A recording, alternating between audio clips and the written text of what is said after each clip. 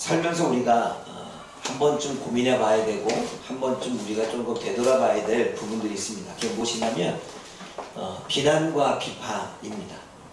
여러분, 우리는 비난과 비판을 잘 생각하지를 못할 때가 많습니다. 내가 하고 있는 것이 어느 때는 성경은 비판하지 말라 했기 때문에 비판은 또 다 잘못된 것으로 생각할 수가 있습니다. 그러니까 우리는 비난과 비판을 좀 구분할 줄 알아야 우리가 비난을 한 건지 아니면 비판, 판단을 한 건지 우리는 한 번쯤 고민해 볼 수 있습니다. 그래서 이 부분들을 성경적으로 좀 짚어보면서 내 삶 속에서 내가 잘못하고 있는 부분들이 보여진다면 한 번쯤 그것들을 우리가 바꿔가기를 원합니다. 말씀 한번 읽어볼게요. 누가복음 6장 37절 말씀 보이시죠? 우리 민정이도 보이니? 네, 함께 읽어봅시다. 시작. 하지 말라. 그리하면 너희가 비판을 받지 않을 것이요. 정죄하지 말라. 그리하면 너희가 정죄를 받지 않을 것이요. 용서하라. 그리하면 너희가 용서를 받을 것이요. 비판하지 말라. 그리하면 너희가 비판을 받지 않을 것이요 라고 이야기를 하는데, 여러분 보세요. 비판하지 말라. 그럴 때 우리는 비판을 다 잘못된 것으로만 생각합니다. 근데 우리는 얼마나 많이 비판하냐면 저 사람은 왜 저래? 비판이죠. 우리는 TV를 보면서도, 그리고 우리는 뉴스를 보면서도 수없이 많은 비판 가운데 살아갈 수밖에 없습니다. 그러면서 우리는 그 비판과 함께 정죄하게 되지요. 그가 죄가 있음을 이야기할 때가 있습니다. 그런데 용서하라고 말합니다. 국어사전에 비난이라고 하는 단어를 찾아봤습니다. 비난이라는 단어를 찾아보니까 비난은 개인이나 단체, 그리고 사회적 또는 도덕적으로 무책임한 행동에 대한 불신이 임하고 나쁘게 말하는 행위죠. 이 말은 뭐냐면 우리가 사회생활 가운데 그게 야당이든 여당이든 어떤 정치권이든 그 사람들이 하고 있는 무책임한 행동 때문에 뭔가 신임을 하지 않고 나쁘게 말하고 있다면 그게 비난이라는 것입니다. 그런데 이 성경 원어에서는 이 비난이라는 단어가 정죄랑 맞습니다. 정죄는 뭐냐면 죄가 있다는 거죠. 형을 집행하는데 이미 형벌로 죄가 있음을 인정한 것입니다. 그게 정죄입니다. 다른 사람이 이미 죄를 지었음을 선언하는 것, 재판정에서 유죄를 선고하는 것, 이것이 정죄인 거죠. 비난은 이미 그 사람이 그렇게 잘못했다라고 생각하는 것입니다. 그래서 정죄와 연관이 되어지죠. 그러면 비판은 뭘까요? 비판을 구어서를 찾아봤더니 판단은 상대방의 이야기나 생각을 듣고 이게 옳은 건지, 이게 그른 건지, 이게 좋은 것인지, 이게 나쁜 것인지를 헤아리는 것, 가려내는 것, 구분해내는 것, 이게 비판이라는 거예요. 지금 저 사람이 하는 이야기가 옳은 소리를 하고 있나? 아니면 옳지 않은 소리를 하고 있나? 이런 것들을 듣고서 내 안에서 헤아려내는 것을 비판이라고 말합니다. 그리고 성경의 원문에서는 판단이라고 나올 수 있죠. 판단은 분리하는 것입니다. 판단하는 거 결정하는 건데, 비난은 다른 사람의 판단은 다른 사람의 의견에서 자신의 생각을 분리하여 골라내어 판단하는 것입니다. 다른 말로 이야기하면 분별이겠죠. 여러분, 지금 저와 여러분들의 생각은 다 다릅니다. 오늘도 우리 중고등부 청년들과 함께 얘기했을 때 저는 가기를 원하는 사람이고 아이들은 피곤해서 쉬기를 원하겠죠. 그러면 제가 저의 생각은 가는 게 옳다라고 이야기했는데 그것에 대한 피곤하기도 하고요. 좀 쉬어야 되고요. 약속도 있고요. 반이 있습니다.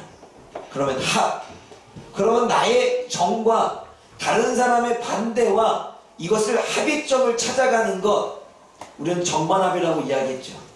역사는 이렇게 흘러왔습니다. 기업의 얘기를 하면 그것에 대해서 반대하고 있었던 노동자들은 반대를 이야기하고, 그리고 같이 탁자에 모여서 회의를 통해 합의점을 찾아가는 정반합. 해결은 이러한 논리적인 어떤 논리법, 상담 논리법을 이야기해서 그렇게 뭔가 자신들의 의견을 펼쳐나가지. 여러분, 비판이라고 하는 것은 상대방이 하는 말이 옳은지 옳지 않은지에 대한 가려내고 분리해내서 잘못했다면 나의 이야기를 이야기해서 당신의 이야기는 이렇게 다른 점이 있습니다. 그래서 그 다른 상대방이 생각하는 것과 내가 생각하는 것들을 서로 대화를 통해서 소통을 통해서 합의점을 만들어가는 것이 비판이라는 거예요. 그럼 비판은 좋은 거예요, 나쁜 거예요? 나쁜 거 좋은 거예요? 좋은 거예요. 여태껏 비판이 있었기 때문에 사회는 변했습니다. 정치에 대한 비판이 있었기 때문에 정치가 변하고 있고요. 경제에 대한 비판이 있었기 때문에 변하고 있는 것입니다. 또 여러 가지 주어지는 삶 가운데 여러 가지 내 생각과 다른 부분들이 있었기 때문에 그것에 대한 반대 의견을 제시를 해서 합의점을 만들어가는 것은 너무나 좋은 것이지요. 이게 비판입니다. 그러면 이 세상을 살아가는데 비판은 너무나 중요한 거예요. 그건 분별할 수 있는 부분이죠. 잘못된 것을 잘못됐다고 골라내는 것은 좋은 것입니다. 성경에서 말하고 있는 이 비판하지 말라라고 하는 이 비판은 정죄를 이야기하는 거예요. 이미 죄가 있음을 정해놓는 것입니다. 죄가 있는 걸 낙인 찍어놓는 것입니다. 그래서 그건 비난과는 다름이 없죠.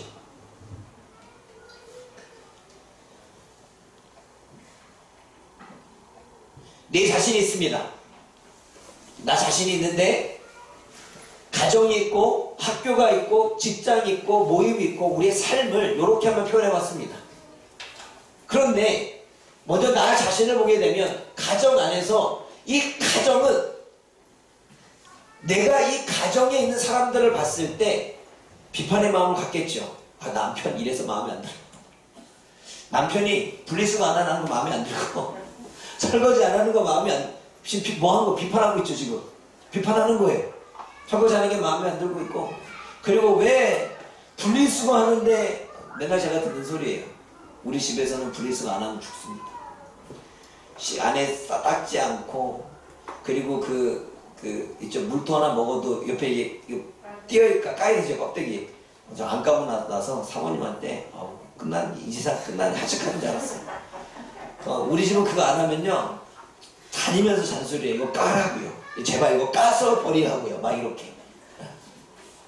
한편으로는 그게 비판인 거예요. 무엇의 비판? 나의 행동에 대한 옳고 그름을 따져서 그 옳고 그름을 분리해내서 맞는 건 맞는 거지만 그걸 분리하지 않고 까서 버리지 않는 건 잘못된 것에 대한 비판이죠.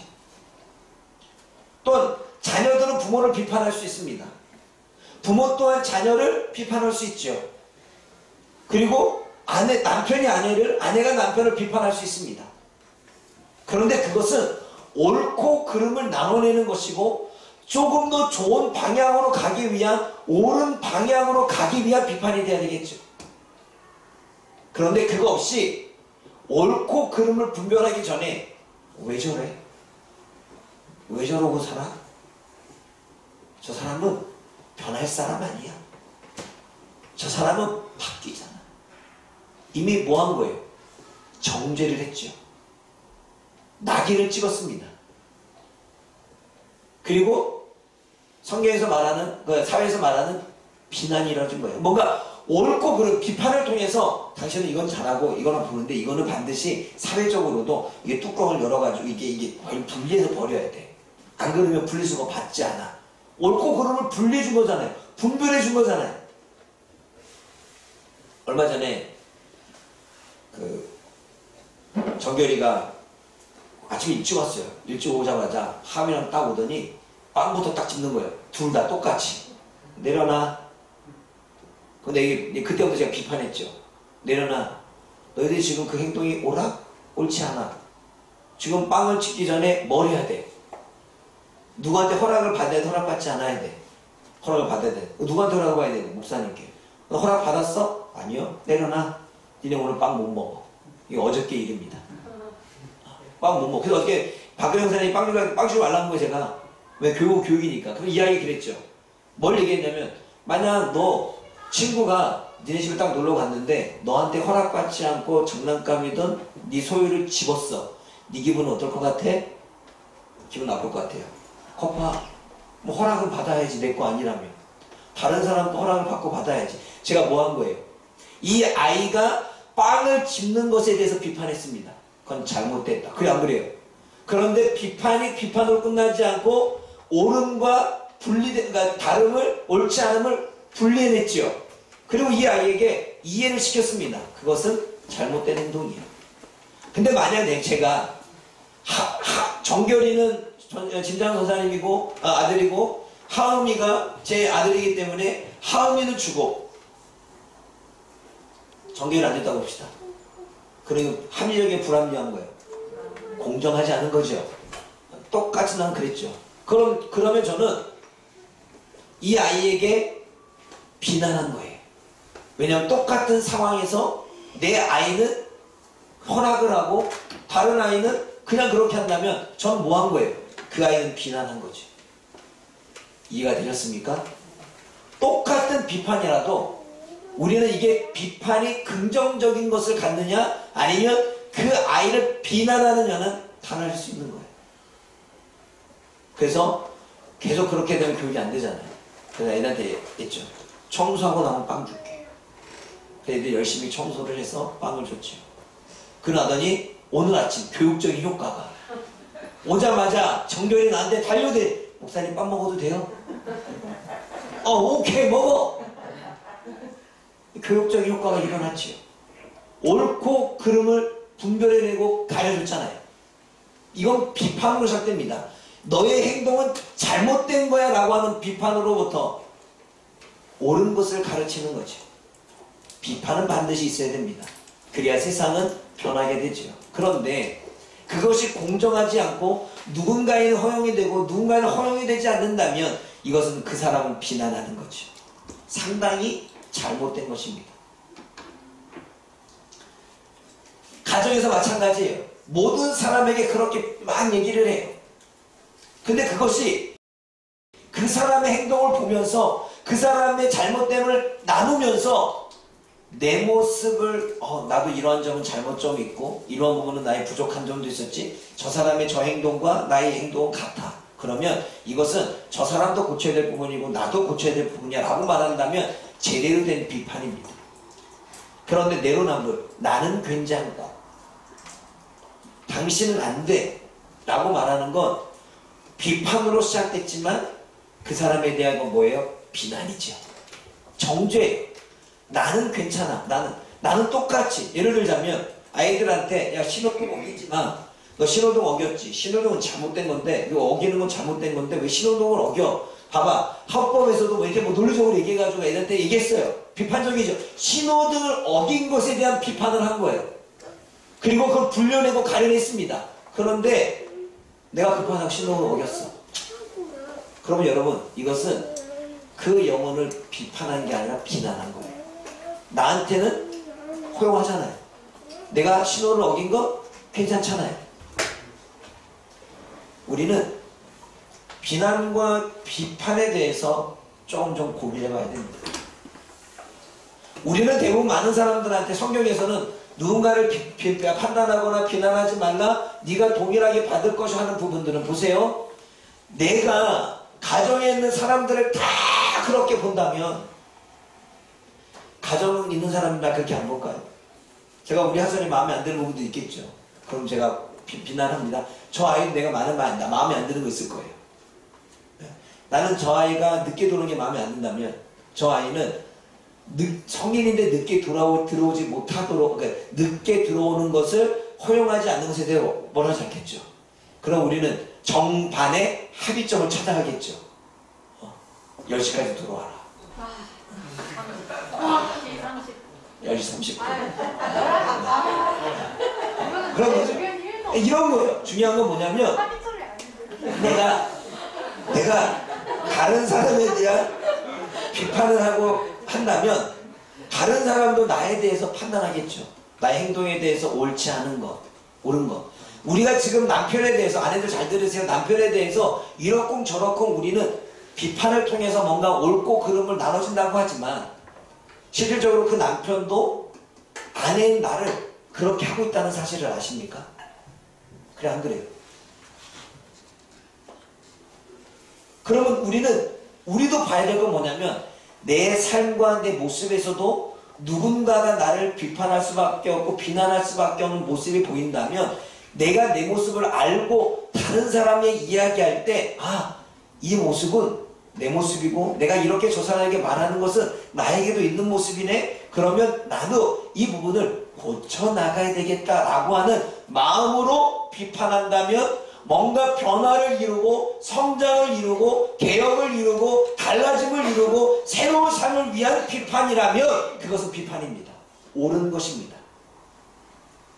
달라질 것이 없고 변화될 것이 없고 나는 아무렇지 않고 나는 문제가 없고 나는 뭔가 정상이고 나는 다 옳고라고 하는 생각 가운데 다른 사람의 행동을 이야기하고 있다면 비난입니다. 이해가 되셨습니까? 비난과 비판은 종이 한 장 차이예요. 그러면 여러분, 우리는 비난을 해왔습니까? 비판을 해왔습니까? 그것은 가정뿐만 아니라 학교도 마찬가지예요. 우리는 선생님도 꼰대라고 이야기를 하죠. 학생들, 선생님이 내 마음에 안 들어, 가르치는 게 마음에 안 들고 잔소리하는 게 마음에 안 들고 그래요. 그럼 그 선생님이 봤을 때 그 학생들은 어떨까요? 똑같게 말도 안 들어먹고 시키는 건 하지도 않고 숙제는 해오지 않고 똑같은 거예요.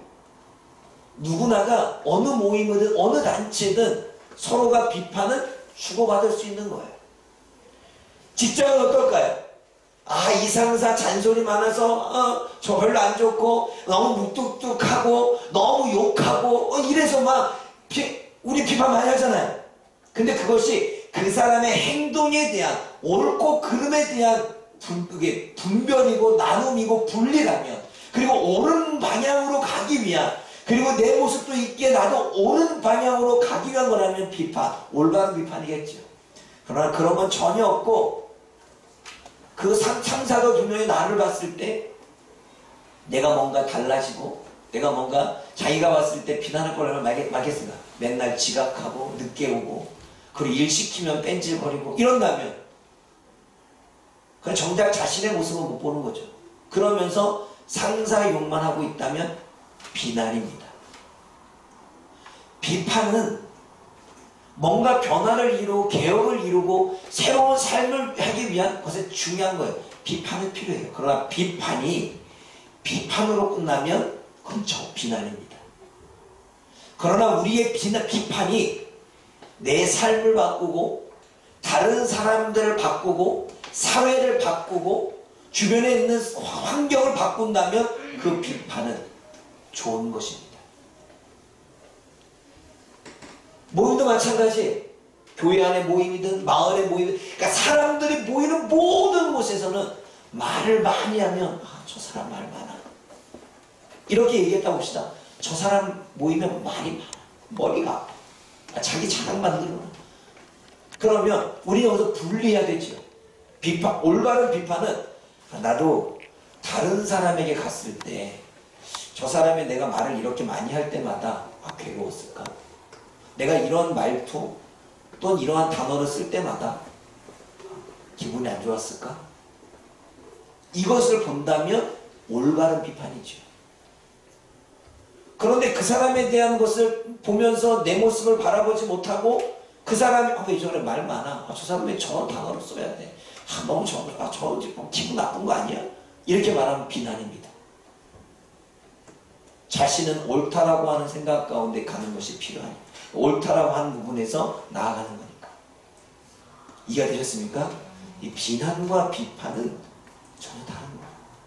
그래 우리는 비판하지 말라라고 하는 부분 때문에 그냥 무조건 판단하고 비판하는 게 잘못된 것인 줄 압니다. 근데 그것이 올바로 사용되지 못하고 올바로 정립되지 못하니까 내가 비난을 하고 있으면서도 비난하는 줄을 모르고 판단은 무조건 나쁜 것으로만 생각을 합니다.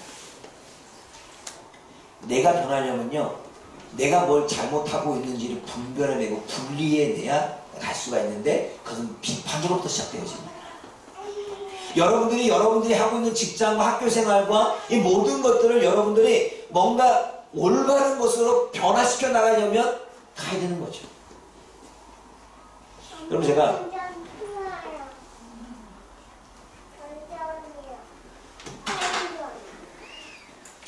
통일코리아 이게 나중에 하고 편집해서 알았죠? 통일코리아 협동조합에 가서 대의원 이사회를 하면서 싸우느라고 3시간 걸린 거예요.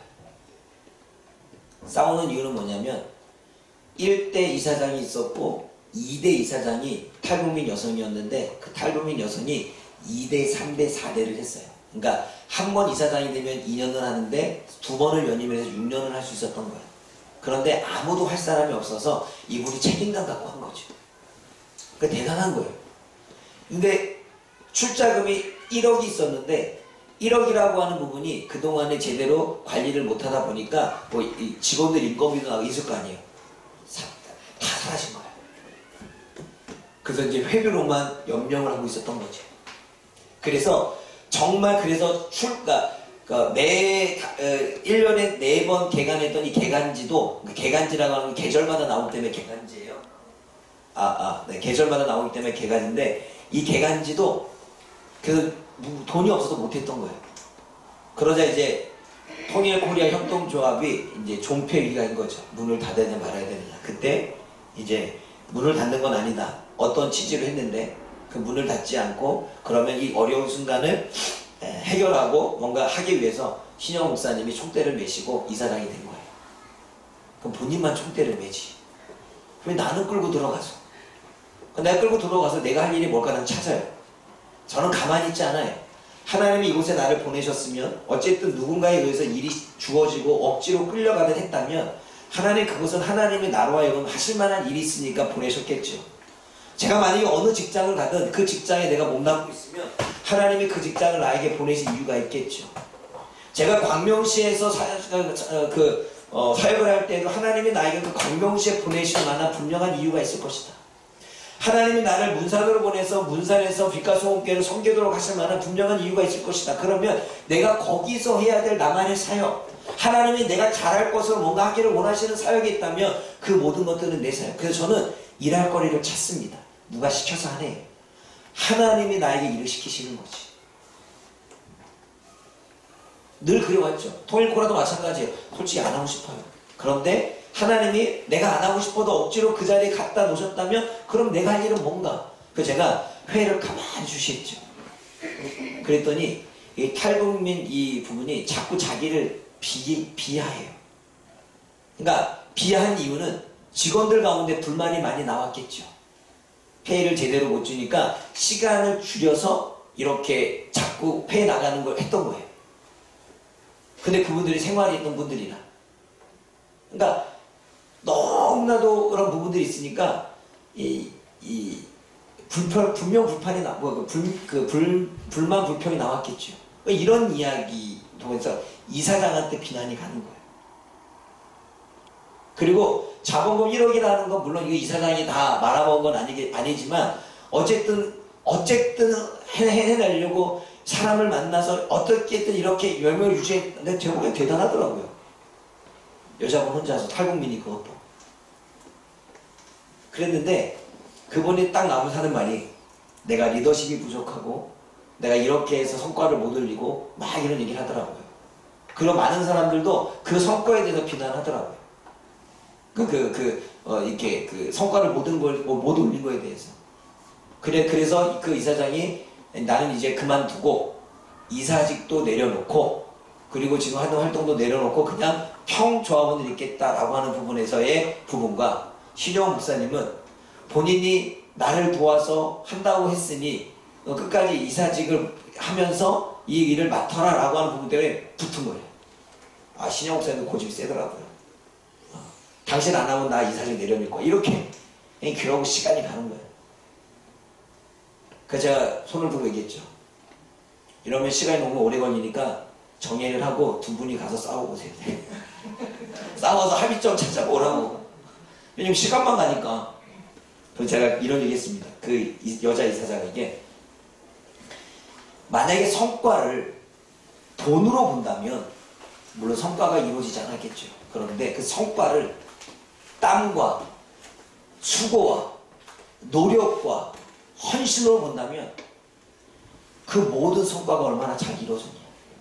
그러니 자기를 비난하지 마라. 제가 그런 얘기를 했습니다. 제가 왜 이런 얘기를 하냐면 많은 사람들이 자신의 부족함, 근데 중요한 건 그렇게 비난했던 사람들이 일을 도와주지 않았던 거예요. 이사라고 하는 직을 가지고 있으면서 그 모든 일은 이사장에게 다 맡기고 직원들에게 다 맡기고 한 발 빼서 나무라라 했다는 거예요. 그러면서 왜 성과를 못 올렸느냐? 왜 돈은 다 썼느냐? 이렇게 말하니 이쪽에서는 안 도와줬지 않습니까? 이런 거죠. 그러면 여러분, 여기서 모든 사람은 비난한 거예요. 만약에 비판을 했다면 저 사람이 왜 성과를 땀과 수고와 헌신은 인정해주고 돈을 다 이렇게 조금 어느 정도 돈에 대한 이 물질을 온전히 이루지 못하는 것에 대한 것을 비판을 하면서 그러면 이가 그렇게 하지 못했던 이유는 우리가 도와주지 않았구나, 함께 뛰지 않았구나, 이렇게 분별해서 자신들의 모습을 보면서 되돌아봤다면, 공은 보고 사는 삶을 나눠줬다면 그것은 올바른 비판이겠죠. 그런 게 없었어요.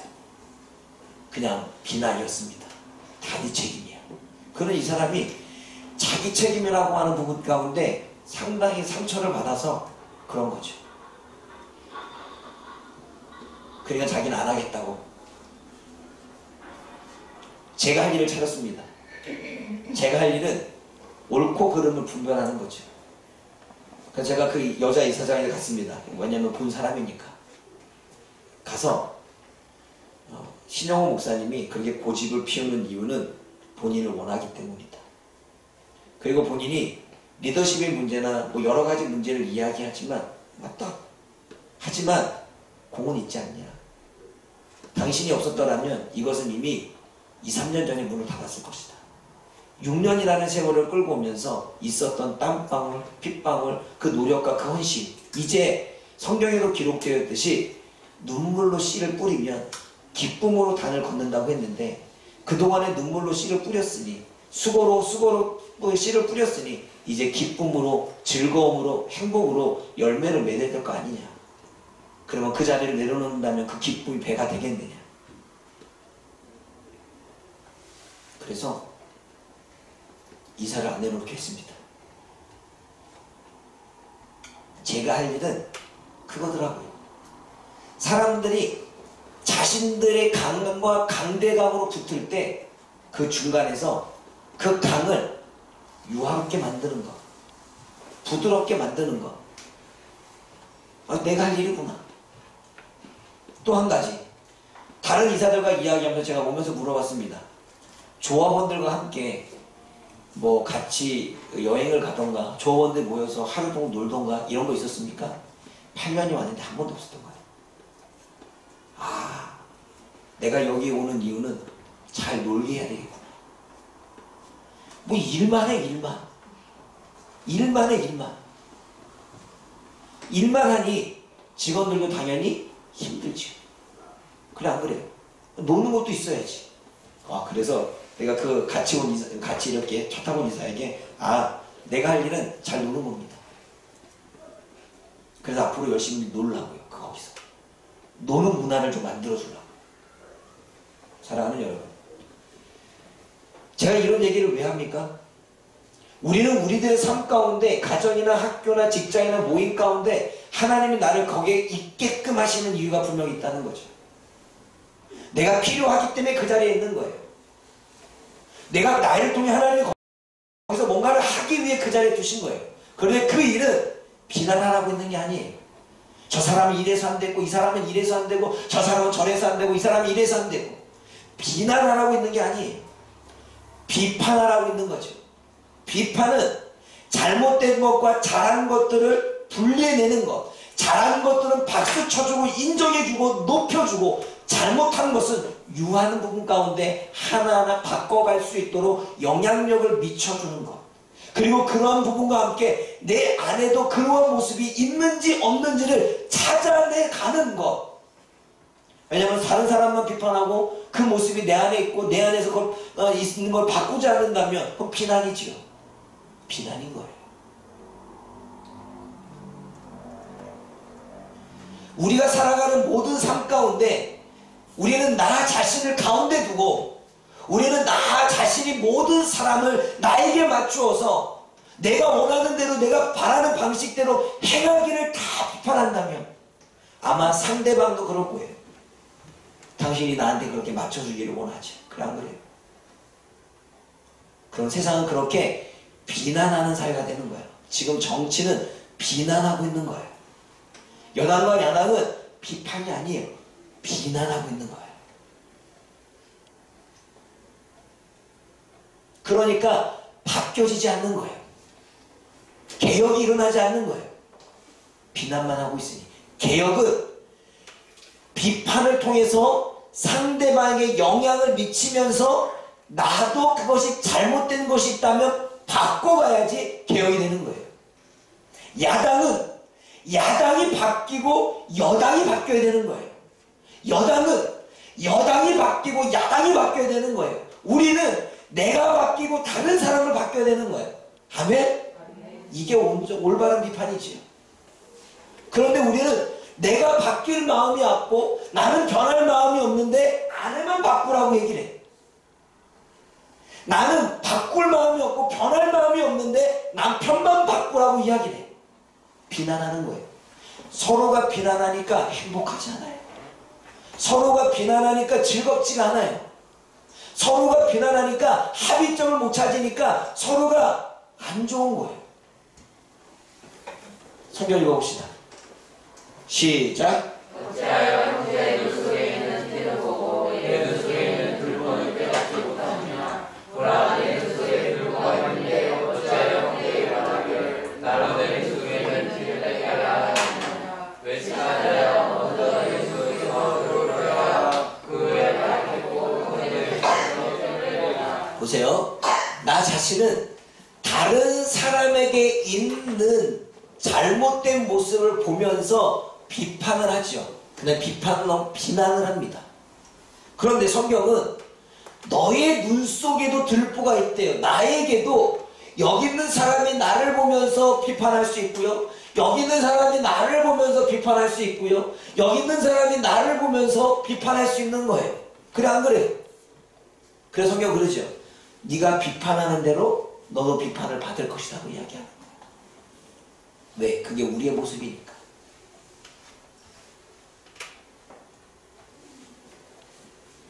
그러므로 올바른 비판은, 옳은 비판은 비판하고 비판했다 이야기를 하고 사회에 대해서, 정치에 대해서, 사람에 대해서, 모임에 대해서 비판하고 하십시오. 그러나 비판은 옳고 그름을 나누는 거예요. 잘못된 것을 분별하는 거예요. 그런데 다른 사람만 분별하지 말고 내 안에 있는 것도 분별하는 거예요. 그러면 그것은 올바른 것입니다. 그래서 어떻게까지? 변화가 일어나는 거예요. 내 모습을 보고 변화를 일으켜내고 다른 사람에게도 이야기를 해줘서 변화할 수 있게 해주는 거예요. 제가 우리 아이들에게 했을 때 그런 얘기를 한 거죠. 근데 저 아이들도 똑같이 저한테 반을 하겠죠.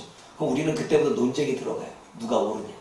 합의점? 안 찾아. 아까 얘기했잖아요. 합의점 아니라고 했잖아요.